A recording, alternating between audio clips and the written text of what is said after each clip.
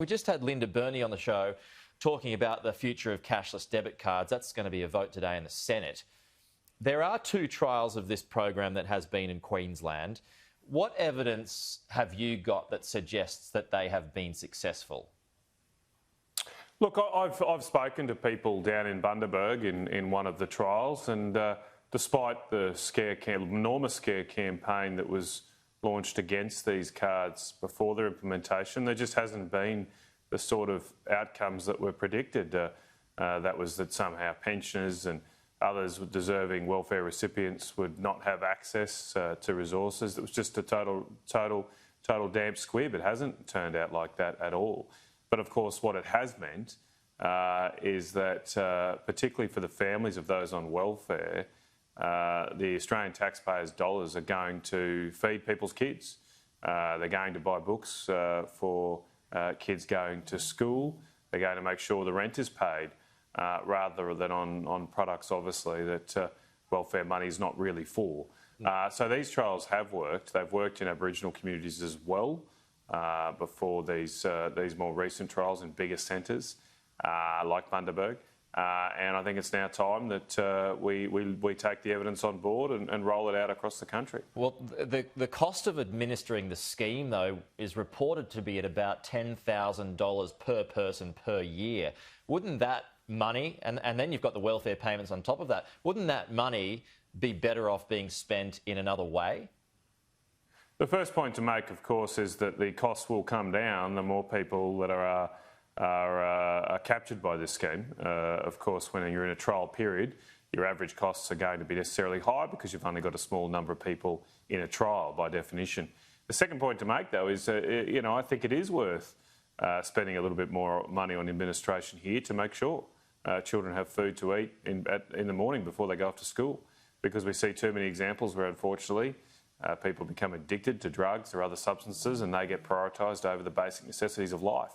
And so an additional cost here is a small price to pay to give people a better hope and better future for their lives. So how big should this expansion be, in your view?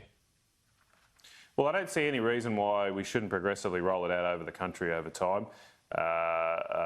Obviously, as you rightly say, this scheme requires a fair amount of administration oversight, so covering the whole country is not going to be able to happen overnight, but I don't see any reason why, given the evidence we've seen, the better outcomes, that we shouldn't hope for something like it to be rolled out right across the country as soon as we can. Have you spoken to Rex Patrick? Do you know which way he's going? No, I don't. Sorry, mate. I do speak to Rex quite a bit, but I haven't about this. I've left that to Anne Ruston. But good on Rex for going out to Ceduna and having a look at the trial out there. That's what you should do as a senator, and seems like he's got an open mind to this question.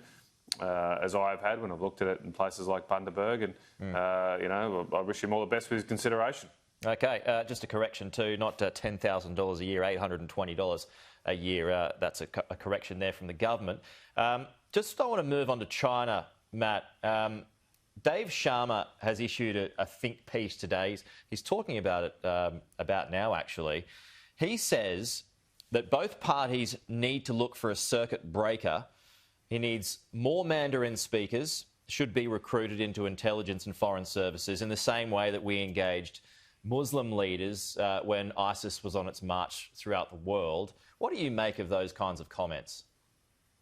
Oh, look, I think Dave's a very intelligent contributor on these matters with great experience, and I think the idea of more Australians learning Mandarin and more being involved in our security and intelligence services is just common sense. He's right to draw those same parallels. Obviously, we need to make sure we do more to communicate with especially the large Chinese diaspora here in Australia, Chinese Australian diaspora. Obviously, we've been very critical of some of the conduct of the Chinese government in recent months, but none of that is a reflection on the great contribution that Chinese Australians make to our society. And like we've done with other cultures that we've integrated, we should seek to learn more about their culture as well as making them and welcoming them into the Australian family as well. Look, I hope we can find a circuit breaker. I'm maybe not as optimistic as Dave, I'm not sure, but obviously everybody hopes for that. I do think they will need a change in approach from the Chinese government side. especially a back down from the sort of threats and bully and grievance statements we've seen in the last few weeks. That's not the basis for a solid friendship.